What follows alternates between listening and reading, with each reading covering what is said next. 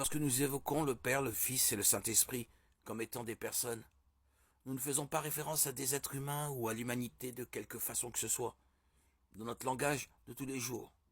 Cependant, c'est ainsi que le mot personne est souvent utilisé. Il est donc compréhensible qu'une certaine confusion entoure les références aux trois personnes de la Trinité.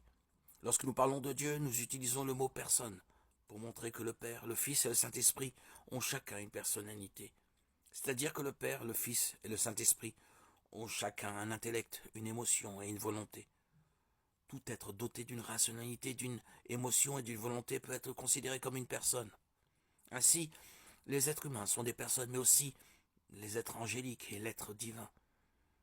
La définition de personne ne peut pas inclure la dimension physique pour la simple raison que les êtres humains ne cessent pas d'être des personnes après la mort.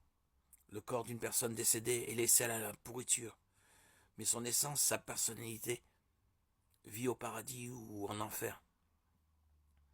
Lorsque nous parlons de Dieu existant en trois personnes, nous voulons dire que l'existence de Dieu est composée de trois centres distincts d'intellect, d'émotion et de volonté.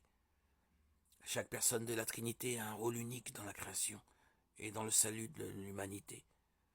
Le Saint-Esprit est unique et n'est ni le Père ni le Fils. Il opère du Père et pour le Fils. Jean 15, 26. Le Père et le Fils sont également uniques. Lorsque Jésus a prié le Père, il ne se priait pas lui-même. Luc 23, 34. Chacun est Dieu, mais chacun est une personne distincte.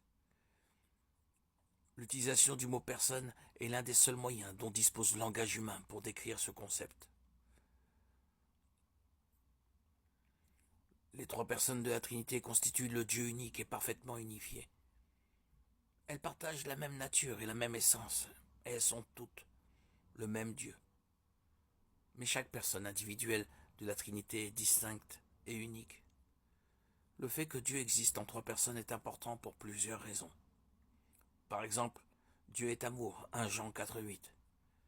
Mais dans l'éternité passée, avant que Dieu ne crée un autre être, aurait-il pu être vraiment amour? Autrement dit, l'amour peut-il exister là où il n'y a personne à aimer?